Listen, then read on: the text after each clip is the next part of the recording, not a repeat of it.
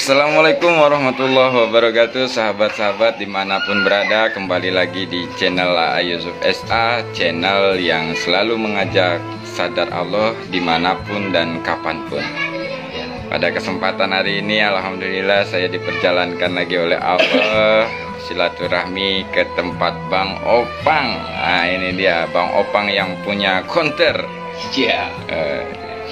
Di sini saya ingin ngobrol-ngobrol santai dengan Bang Opang sambil ngopi di siang hari. Pada kesempatan hari ini gini Bang Opang, saya mau menceritakan sebuah pengalaman bagi teman-teman agar tidak tertipu lagi dengan trik-trik penarikan barang-barang harta karun atau penarikan emas goib atau penggandaan uang goib. Nah ini ya, sebenarnya itu ada apa enggak sih? Nah iya, makanya ini saya mau ceritain, ini pengalaman saya.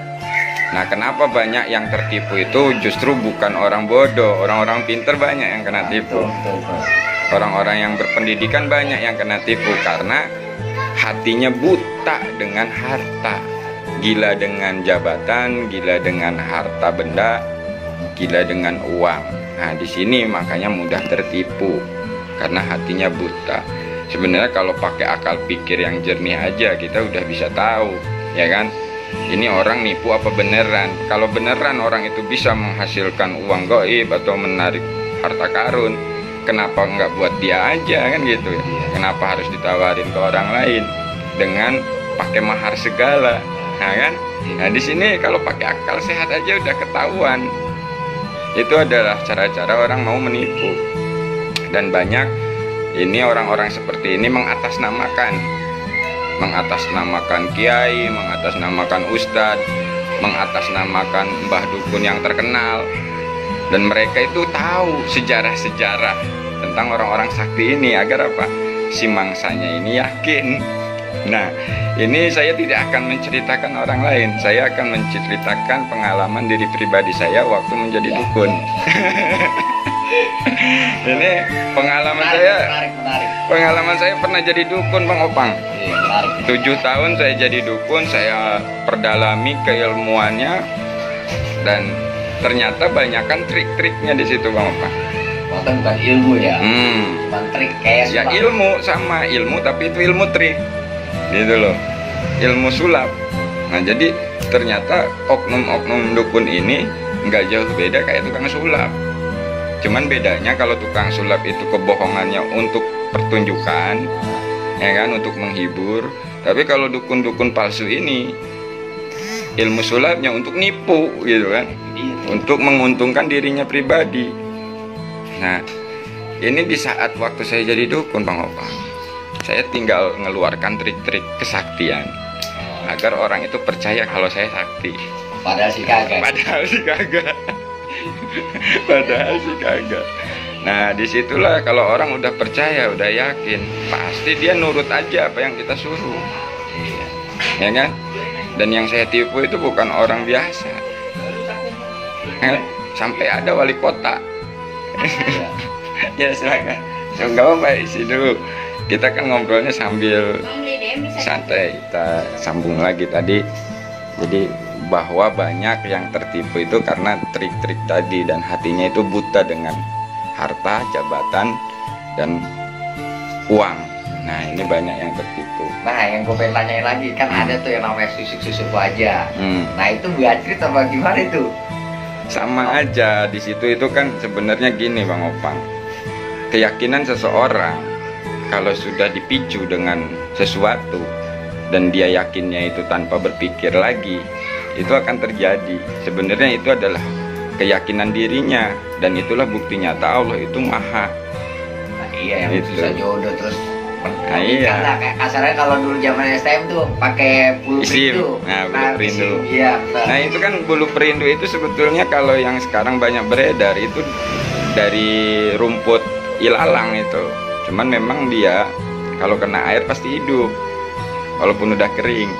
Ya, Nah, cuman dikasih sugestinya kan, nah, bahwa bulu perindu ini bisa menarik, memikat. Nah, karena yakin, situ yakin tuh, karena yang ngomong nih orang sakti kan gitu.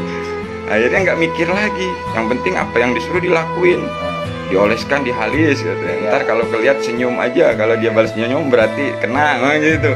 Nah itu trik-triknya. Nah jadi ini saya mau ceritain.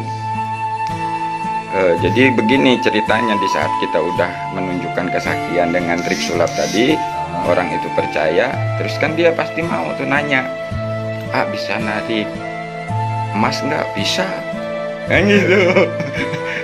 Ya, tapi persyaratannya ini agak berat, ya kan? Perlengkapan sesajennya harus komplit. Maharnya berapa tuh? Wah, ya udah tinggal mau kita aja ngomong 150 juta, siap nggak? Oh siap katanya. Nah begitu kita udah dapat duit 150 juta itu, yang 40 juta kita belikan emas asli. Nah yang 10 juta ini sebagiannya kita belikan alat-alat untuk sesajen dan sama emas palsu. Nah jadi yang emas asli ini dicampur dengan emas yang palsu nih. Lalu kita bungkus pakai kain putih tuh. Kita bungkus, kalau nggak kita kasih peti, kita kubur dah di tempat yang sudah kita tentukan. Nah setelah kita kubur, baru kita panggil tuh pasien yang minta menarik emas tadi. Kita telepon, nanti malam kita penarikan. Nah ya kan. Nah begitu dia udah datang dan kita bawa ke tempat yang sudah kita tentukan. Nah disitulah mulai saya acting di situ Bang Opang, ya kan, baca jampe-jampe semua segala macam, pura-pura kesurupan. Ya kan, pura-pura kesurupan tuh. Kayak naon sih ya. Percaya. Akhirnya dia, ya Mbah, saya mau narik emas Mbah, boleh Mbah diizinkan kok? Boleh. Wah. Kalau udah acting begitu dia udah yakin, pura-pura dah kita baca mantra hadir. Wah, kita pukul tanah. Buak. Nah, jadi kita suruh tuh dia tuh gali no di sana di bawah pohon anu. Nah, pas dia gali beneran ada, padahal mau udah kita kubur ya gitu. Nah, begitu dia senang ngelihat barangnya ada, terus kita suruh bawa sini. Tuh lihat nih barangnya ada kan? Ya. Kasih syarat. Dalam 1 minggu ini barang jangan dibuka-buka. Bawa pulang ke rumah. Tapi setiap malam dari jam 12 malam sampai jam 3 subuh, pokoknya sampai azan subuh harus zikir. Nah ini zikirnya berat banget. Nah itu kasih zikirannya, ya kan, otomatis yang namanya orang zikir pasti ngantuk. Dan persyaratannya nggak boleh tertidur. Nah udah seminggu udah berlalu, pas dia datang lagi ke rumah saya minta dijual emasnya. Nah, di situ kita acting lagi, ya kan. Pas dia datang, ini emasnya udah seminggu udah saya zikirin, ya kan. Kita pura-pura dulu acting nih, pura-pura merem, terus komunikasi sama gaib. Terus kita ngomong, wah bahaya nih. Kenapa? Ya kamu zikirnya nggak benar, ketiduran. Kok tahu? Itu hodamnya lapor sama saya, padahal kan kita udah paham pasti ketiduran. Ini nggak bisa dijual semua nih, ya kan. Kalau nggak percaya udah bawa sana ke toko emas. Nah begitu gua bawa ke toko emas, ternyata memang benar yang bisa dijual cuman sebagian. Iya kan? Itu orang ya. Ya taruh aja misalkan jadi 30 juta ya. Nah dia tuh senang, dia tuh walaupun digoblokin gitu senang. Nah iya. Karena apa? Hatinya udah tertutup dengan gila harta tadi. Nah pas begitu dia udah dapet misalkan duit 30 juta, datang ke rumah kita. Bener ini nggak dijual, nggak kejual semua, cuman dapat duit 30 juta. Nah itu makanya zikirnya harus benar kan, kita tinggal nyalahin gitu. Iya. Nah, akhirnya dia senang tuh, ngasih duit nih buat beli rokok, nggak usah, udah buat kamu aja. Wah, kita udah dapat 100 juta, ya kan? Iya. Nah, itu caranya. Jadi penipuan itu halus. Jadi makanya banyak orang yang kena tipu nggak berani ngelapor itu ya karena gitu, nggak ada barang bukti. Cara halus. Nah, dikarenakan dia masih penasaran, dia nyari temen tuh.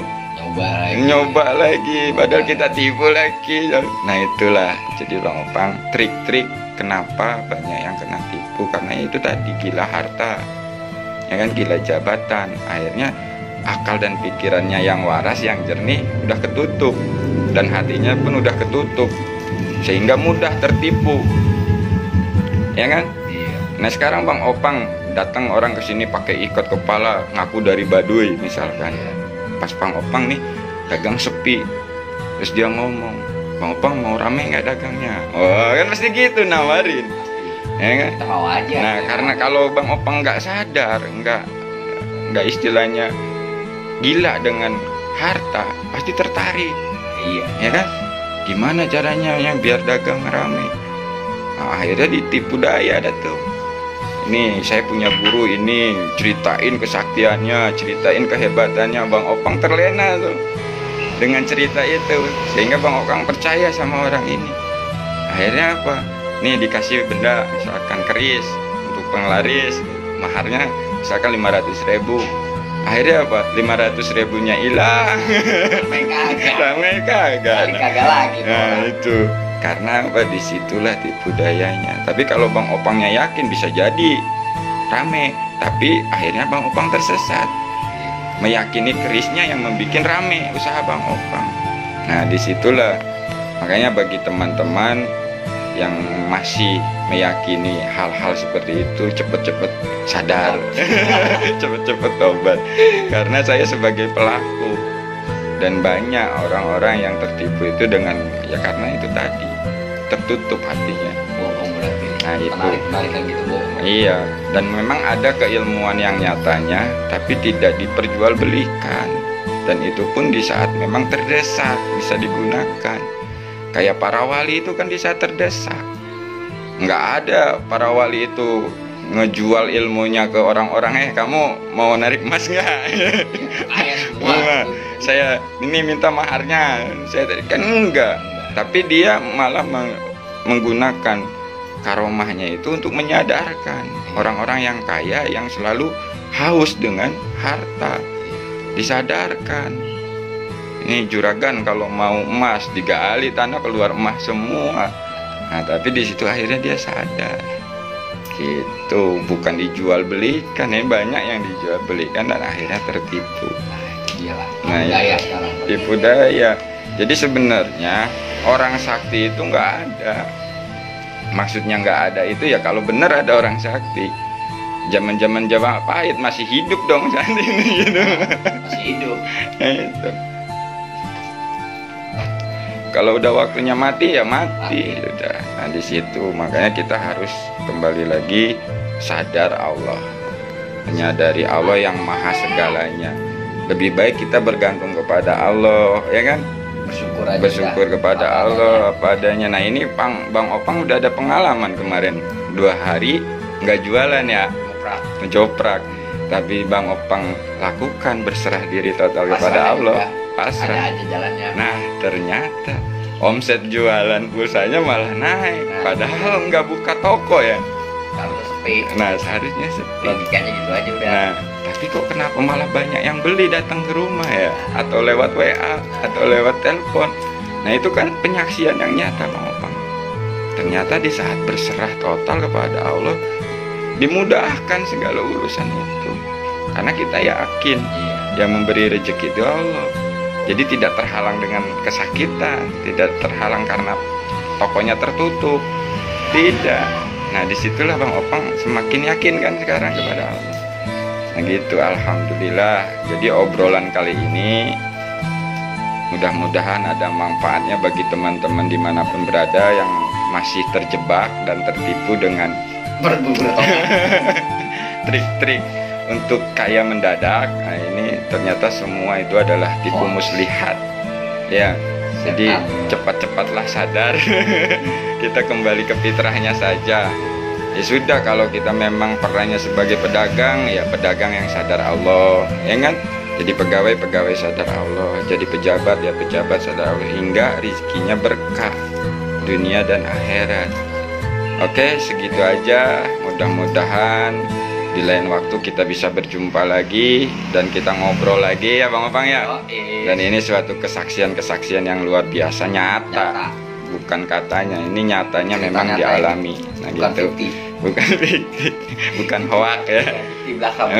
Oke, sekian dari saya. Mohon maaf apabila ada ucapan yang salah. Wassalamualaikum warahmatullahi wabarakatuh. Waalaikumsalam.